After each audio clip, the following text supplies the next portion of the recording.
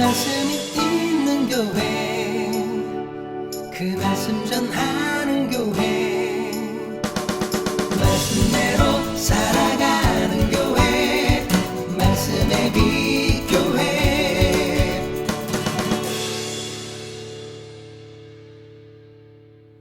오늘은 신앙함에 있어 바른 태도라는 제목으로 함께 말씀을 나누고자 합니다.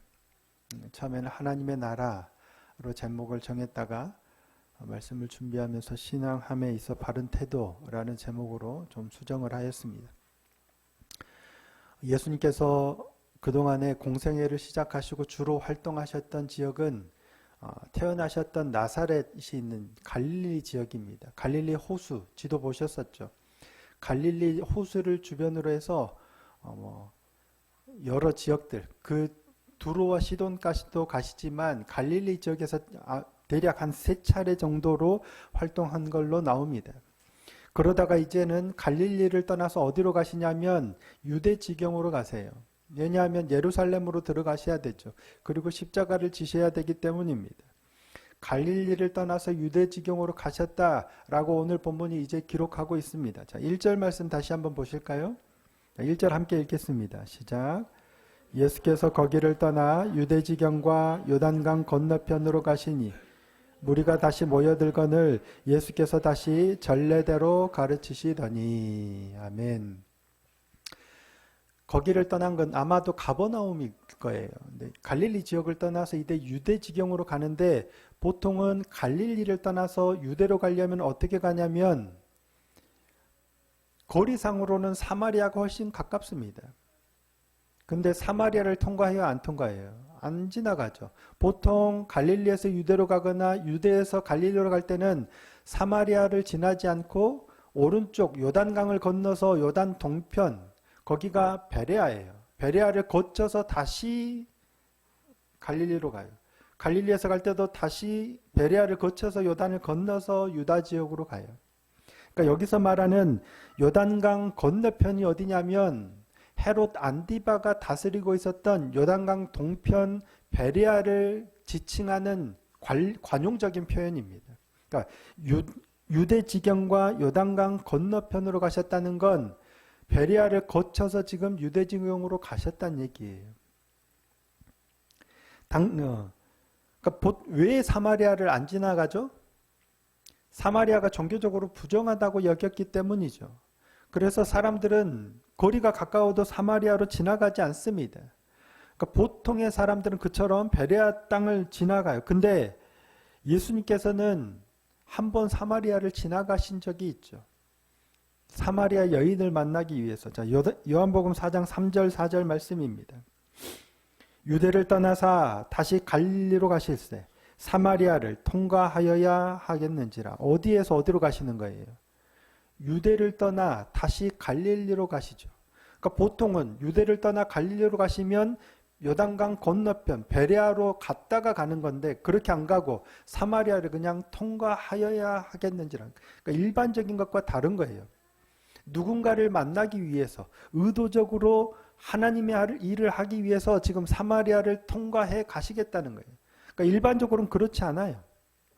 그러니까 지금 보편적으로는 예수님께서 사마리아 여인을 만나는 일 외에는 베레아를 통해서 다시 유대 지경으로 건너가요. 그러니까 지금도 마찬가지입니다. 갈릴리 사역을 다 마치고 예루살렘으로 가기 전에 베레아를 거쳐서 유대 지경으로 가신 거예요. 마가복음 10장은 그렇게 갈릴리를 떠나서 베레아를 거쳐서 유대 지경에 이르러서 예루살렘으로 입성하기 전까지 대략 한 6개월 정도를 기록하고 있는 것으로 봅니다. 예루살렘 입성하시면 뭐예요? 이제 성전을 정화하시고 십자가의 길을 걸으시겠죠. 근데 예수님께서는 그 길을, 그러니까 어디를 가시든 뭘 하세요? 가르치세요. 십자가를 지기 전까지도 제자들을 가르치세요. 계속 가르치세요. 뭘 가르치셨을까요? 하나님 나라입니다. 날 잘 믿어라 이런 게 아니고 하나님이 누구신지, 하나님 나라가 어떠한지. 그래서 천국은 뭐다? 수많은 비유들을 통해서 예수님께서 가르치신 게 뭐냐면 하나님의 나라예요. 하나님의 나라란 하나님이 주인이신 하나님이 통치하시는 나라예요. 그 하나님이 어떤 분이신지 하나님 나라가 어떠한지를 가르치신 거예요. 유대 지경과 베리아 지역을 지나면서도 전례대로 가르치신 거예요. 예수님께서 하나님 나라를 가르치셨다는 건 예수님이 첫 공생애를 시작하고 첫 번째 일성이 뭐였어요? 공생애를 시작하시고 가장 먼저 외치신 말씀, 회개하라 천국이 가까이 왔느니라 였죠. 회개하라, 하나님의 나라가 가까이 왔다는 거예요. 그러니까 가장 중요한 건 예수님께서는 수많은 이적도 행하시고 병자도 고치셨지만 가장 중요한 건 뭐냐면 하나님이 누구신지를 가르치는 거예요.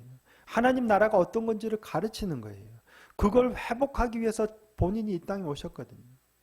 그러니까 신앙함에 있어서 가장 중요한 건 뭐냐면 하나님을 바로 알고 하나님 나라를 바로 알아서 우리가 예수 그리스도를 통해서 이 하나님 나라를 회복하는 거예요. 하나님과의 관계를 회복하는 거예요. 열심히 믿는 것도 중요하지만 그래서 그것보다 더 중요한 건 하나님이 어떤 분이신지 하나님 나라가 어떠한지를 바로 아는 게 훨씬 중요해요. 그래야 우리가 바르게 믿는 거죠. 오늘 본문 또한 이를 잘 보여줍니다. 바르게 알고 바르게 믿는 데 있어서 중요한 태도에 대해서 잘 가르쳐 줍니다. 하나님을 바로 알고 바르게 믿는 믿음의 사람이 되기를 소원하고 축복합니다. 그러면 어떤 태도가 문제고 우리는 어떤 태도를 취해야 할까? 자, 예수님께서 가르치실 때 누가 와서 시비를 걸어요? 네, 바리새인들이 와서 시험하여 묻습니다. 자, 2절 말씀입니다. 바리새인들이 예수께 나와 그를 시험하여 묻되 사람이 아내를 버리는 것이 옳으니까. 이혼에 관해서 묻죠. 사람이 아내를 버리는 게 옳습니까? 묻는 거예요. 누가 물어요? 바리새인이 묻죠. 바리새인들은 물론 어느 한 지파가 아니라 한 집단이지만 그들로 대표되는 게 누구냐면 서기관들이, 율법학자들.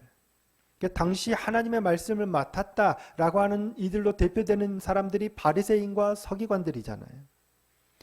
그만큼 하나님을 잘 알고 하나님 나라를 잘 알고 잘 믿고 있다라고 여기는 사람들이에요. 또한 대중적으로도 하나님을 가장 잘 알고 믿음이 가장 좋다고 여겨지는 사람들이에요. 그렇죠?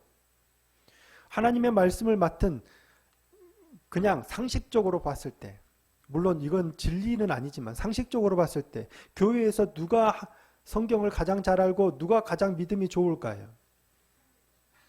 그래야 되잖아요. 그렇게 그냥 여겨지는 거예요. 근데 꼭 그렇지는 않죠.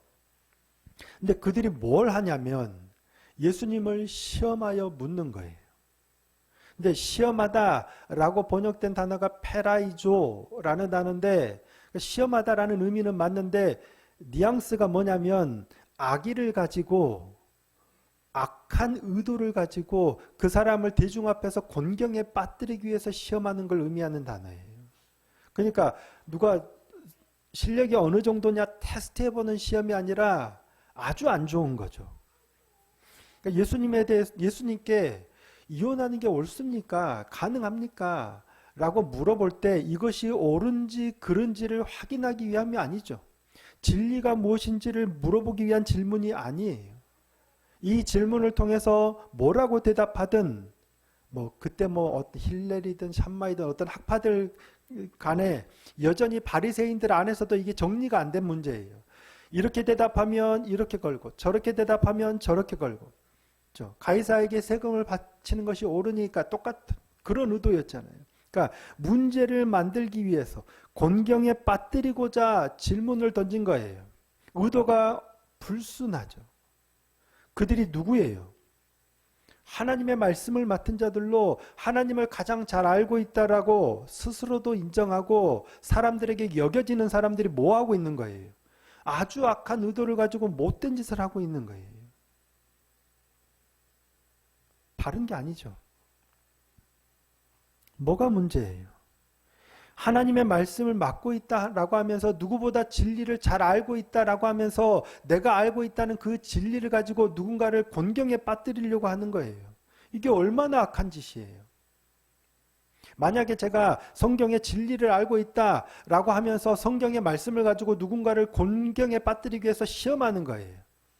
거봐 당신 믿음 없잖아 하려고 시험하는 거예요. 얼마나 악한 짓이에요. 진리를 안다면 진리로 사람을 바로 세우거나 회복시키거나 그를 돕거나 그래야 되잖아요. 그런데 그들의 태도 자체가 그게 아닌 거예요. 그들이 진짜 진리를 알고 있는지 어떤지는 차치하고라도 그들의 태도 자체가 잘못된 거예요. 어디에서 이런 것이 나왔을까? 왜 그들은 이런 태도를 취했을까? 생각해보면 교만이었던 것 같아요. 예수라는 젊은 랍비가 하나님 나라에 대해서 가르쳐요. 자기들보다 사람들이 그러잖아요. 우리 스승들이 가르치는 건 별거 아닌 것 같은데 저 예수의 가르치면은 권위가 있네. 들었더니 놀라운 거야. 우리가 말씀을 맡은 자인데 우리가 가르치는 거에 사람들이 반응한 것보다 예수가 가르치는 거에 더 환호를 하는 거예요. 시기 질투가 나죠. 이유가 뭐예요? 내가 잘났는데 나는 어느 학교를 나오고 나는 어떤 학위가 있고 그런데 저 시골뜨기한테 그러니까 시기와 질투가 나는 건 교만 때문입니다. 그러니 예수를 무너뜨리려고 시험하는 거예요. 성경을 많이 읽었고 교회를 오래 다녔고 진리를 내가 좀 많이 연구했고 누구보다 믿음이 좀 깊은 것 같고 기도도 많이 해서 경험도 많이 했고 그렇게 여겨질 때 특별히 조심해야 할 것 같아요. 그건 나쁜 거 아니잖아요. 얼마나 좋은 거예요. 그런데 그런 상황들이 됐을 때 그러한 경험과 그러한 시간과 그러한 어떤 은혜들이 오히려 나를 경직되게 하면 교만하게 만들 위험이 있다는 얘기예요. 나는 말씀을 아는데 나는 기도의 능력을 아는데 나는 직분이 뭔데 너는 자신의 판단과 주장이 옳다라고 확신하게 돼요. 확신이 나쁜 건 아니죠. 하지만 문제는 나의 판단과 주장이 옳은데 상대방의 판단과 주장을 들으려고 하지 않는 거예요. 교만이 쌓여버리면 나의 판단과 주장이 아무리 옳다고 확신한다 할지라도 확신하면 확신할수록 상대방의 말이 안 들려요. 그러니까 솔로몬의 간구가 하나님을 얼마나 기쁘시게 했을까 하는 거죠. 듣는 게 정말 안 되는 것 같아요. 내가 옳다라고 여기면 여길수록 더 남의 말이 안 들려요. 들으려는 마음이 없어요. 나는 아니까. 나는 옳으니까. 그러니 들으려고 하지 않고 가르치려고만 해요. 그런데 상대가 나보다 더 뛰어난 것 같으면 그마저도 안 되니까 시험하여서 그를 무너뜨리려고 하는 거예요. 나쁜 이상한 계략을 꾸며서 거짓 증인들까지 들여서 그렇게 예수님을 무너뜨리려고 애를 쓰잖아요. 교만에서 비롯된 잘못된 태도들입니다. 우리가 신앙함에 있어서 정말 중요한 태도 하나가 바로 이것, 경직 그리고 교만. 더 많이 알아가고 더 많이 배우고 더 많이 기도하고 더 많이 은혜들을 누리는 게 나쁜 게 아니죠. 더 해야 되지만 그때 각별히 조심해야 될 태도. 내가 교만해지지 않는가. 신앙생활이 쌓이면서 더 겸손해지는 저와 여러분이 되기를 소원하고 축복합니다. 벼는 익을수록 고개를 숙인다. 언제 가능할까? 내가 틀릴 수도 있다는 사실을 잊지 않아야 하는 것 같아요. 나는 이걸 경험했으니까 나는 이것을 깨달았으니까 나는 은혜로 이걸 받았으니까 그럼에도 불구하고 내가 틀릴 수도 있다라는 거예요. 이걸 잊어버리면 굳어져요. 교만해져요. 성경은 이를 완악함이라고 표현하죠. 얼마 전에도 그랬었죠. 이러한 모습들을 완악함이라고 표현해요.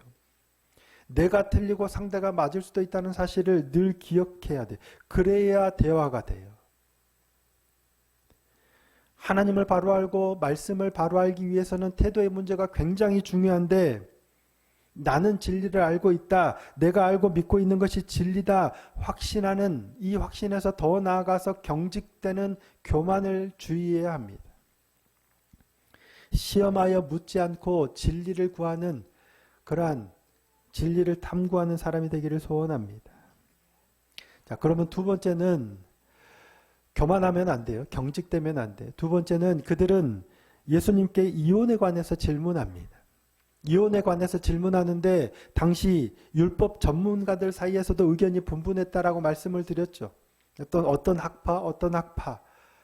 그러니까 바리새인들 사이에서도 지금 이게 해결이 안 된 대답하기 곤란한 문제였어요.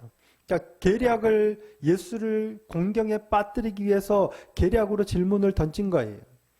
근데 악의적으로 질문을 던지는 그들에게 예수님께서 직접적으로 대답하지 않으시고 오히려 반문을 하시죠. 자, 3절입니다. 대답하여 이르시되 모세가 어떻게 너희에게 명하였느냐.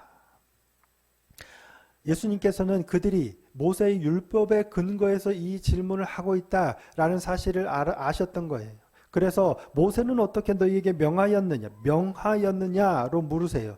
자, 그런데 그들은 이렇게 대답하죠. 4절입니다. 이르되 모세는 이혼 증서를 써주어 버리기를 허락하였나이다. 허락입니다. 예수님께서는 모세는 어떻게 명하였느냐라고 하는데 그들은 모세가 이렇게 하라고 허락하였다라고 대답해요.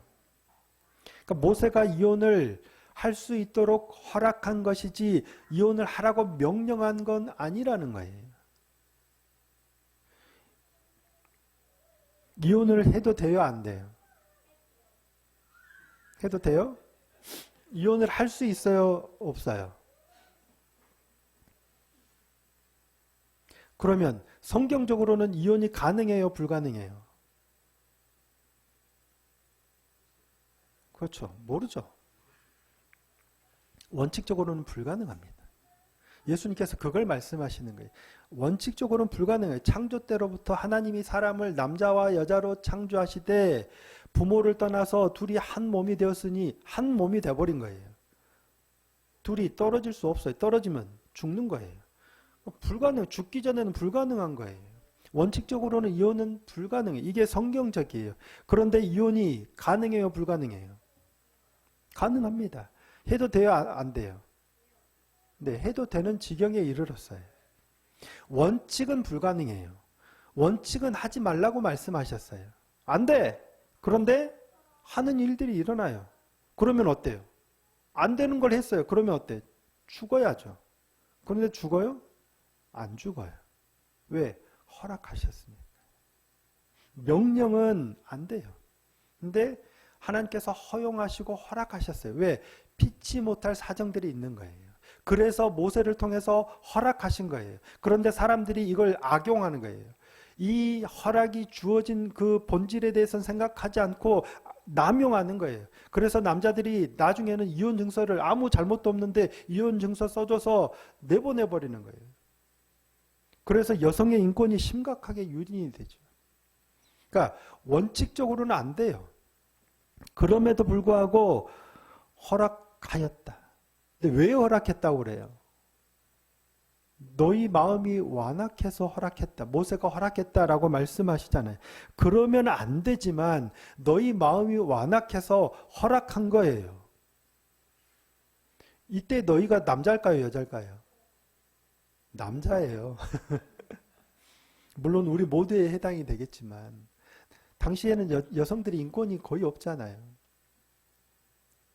성경은 뭐라고 말씀하냐면 죄를 짓지 말라고 해요.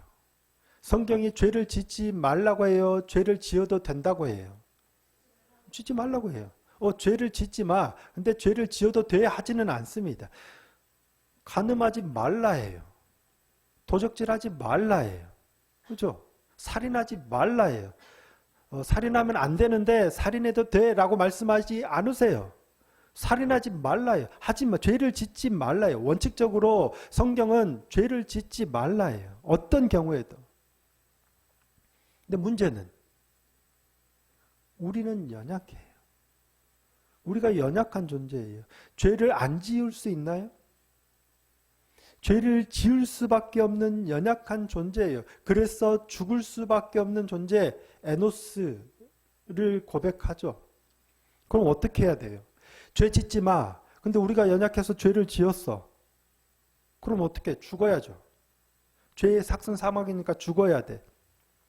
죽는 게 맞는데 그러면 이 땅의 인류는 다 멸종하겠죠. 멸망하겠죠. 근데 하나님께서 긍휼을 베푸셔서 사랑의 하나님이 긍휼을 베푸셔서 회개의 기회를 주세요. 그래서 회개하면 용서하세요. 그래서 다시금 살아갈 기회를 주시는 거예요. 근데 문제는 또 살아가다 보니까 또 죄를 지어요. 근데 그걸로 끝이 아니라 또 회개하면 또 용서하시고 이게 반복되는 게 우리 인생이잖아요. 아까 박은혜 집사님도 기도하셨지만 지었던 죄 또 안 짓기를 간구하지만 우리의 약점은 뭐냐면 안 지었던 새로운 죄를 짓기보다는 지었던 죄를 다시 짓기가 훨씬 쉽잖아요. 똑같은 죄. 거짓말을 잘하는 사람은 거짓말 안 할게요 안 할게요 수천 번 다짐하고 회개했는데 또 거짓말. 이게 우리의 연약함이잖아요. 그러니까 사사기의 특징이 대표적인 특징이 이거잖아요. 사이클이. 우상 숭배하지 마. 그랬더니 가나안 땅에 들어가서 우상 숭배. 하나님이 징계하셔. 근데 회개하고 간구하니까 사사를 보내서 구원하시니까 좀 평안하게 또 하나님 잘 섬기는 하다가 또 범죄, 또 징계, 또 회개, 또 구원해. 이게 계속 반복되는 거잖아요. 우리 인생이 그래요. 그러면 성경은 분명하게 죄를 짓지 말라고 했는데 우리는 죄를 지을 수밖에 없어. 그러면 죄를 좀 지어도 될까요? 이제 이게 문제예요. 분명 죄를 짓지 말라고 하셔서 죄를 지으면 안 돼요. 그런데 이게 안 돼요. 그래서 죄를 지을 수밖에 없어요.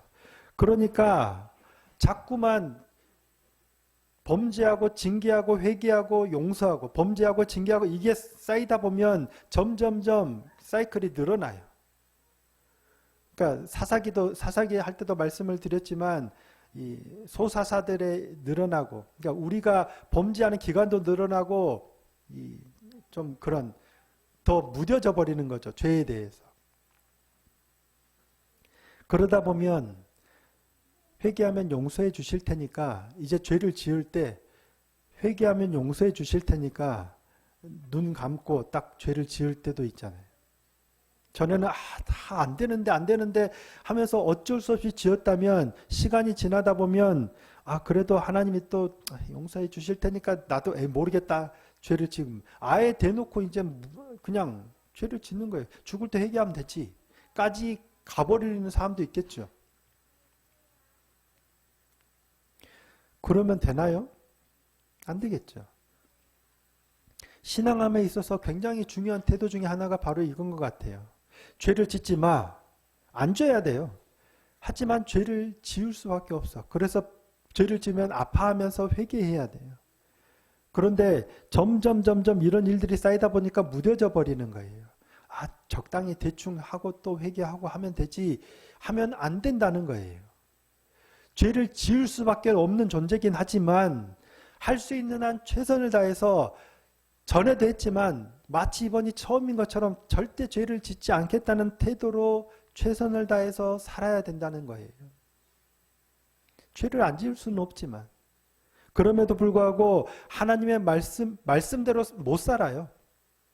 하나님의 말씀대로 못 살지만 마치 하나님의 말씀대로 살 수 있다는 것처럼 최선을 다해서 살아야 돼요. 그러다 실패하면 그때 가서 회개하고 용서를 구할지라도 우리는 마치 내가 죄를 짓지 않을 수 있다는 것처럼 최선을 다해서 살아야 한다는 거예요. 이게 신앙함에 있어야 중요한 태도가 아닐까 싶어요. 이에 이어지는 내용이 뭐냐면 어린아이들이 와서 어린아이들에 관한 내용이잖아요. 사람들이 예수님께 안수해 주기를 바라시면서 아이들을 데려와요. 근데 제자들이 막 말려요. 못 오게 말려요.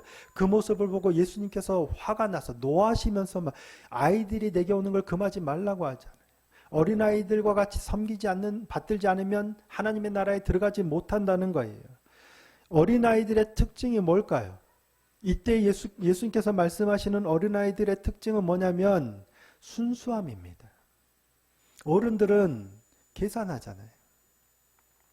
어른들은 내가 이렇게 했고 또 이렇게 했고 그러니까 이런 사이클들이 쌓이다 보니까 계산적이에요. 좀 이렇게 해도 하나님이 좀 이렇게 해도 뭐 이렇게 타락해버려 더러워져 버린 거예요. 근데 아이들은 순수해요. 그런 게 없어요. 잘못하면 혼나니까 안 해요. 그런데 또 잘못해요. 그런데 그런 계산적으로 잘못하는 게 아니라 생각이 없어. 그러니까 신앙생활하면서 우리가 범죄하는 것도 계산적으로 범죄하는 게 아니라 그러니까 달아버리면 우리가 계산적으로 그러니까 아파도 자리를 지켜야 되는데 에이, 하나님이 좀 허용하시겠지 달아져 버리면 이게 굉장히 큰 것 같아요. 그러니까 신앙함에 있어서 중요한 태도가 두 가지였죠. 하나는 신앙의 연배가 늘어가면서 교만해지지 않는 것, 경직되지 않는 것. 또 하나는 순수함을 잃지 않는 것. 이게 굉장히 중요한 것 같습니다. 비록 연약함으로 할 수 없을지라도 내가 할 수 있는 최선을 다해서 하나님의 말씀을 지키려고 하는 그 순수함. 그리고 열심히 잘 해왔고 많이 안다고 할지라도 나만 안다, 나만 옳다라는 어리석음에 빠지지 않는. 그러므로 언제나 내가 틀렸을 수도 있고 나는 언제나 연약하는 죄인일 수 있다라는 사실을 기억하고 겸손히 진리의 귀를 기울일 수 있는 그런 바른 믿음의 사람이 되기를 소원하고 축복합니다. 물론 우리는 완전하지 못하기 때문에 이 또한 완전하게 행하지는 못할 겁니다. 그럼에도 불구하고 할 수 있는 만큼 우리가 할 수 있는 만큼 더 신경을 써서 최선을 다해서 바르게 이 신앙의 태도를 지켜나가는 저와 여러분이 될 수 있기를 예수님의 이름으로 축복합니다.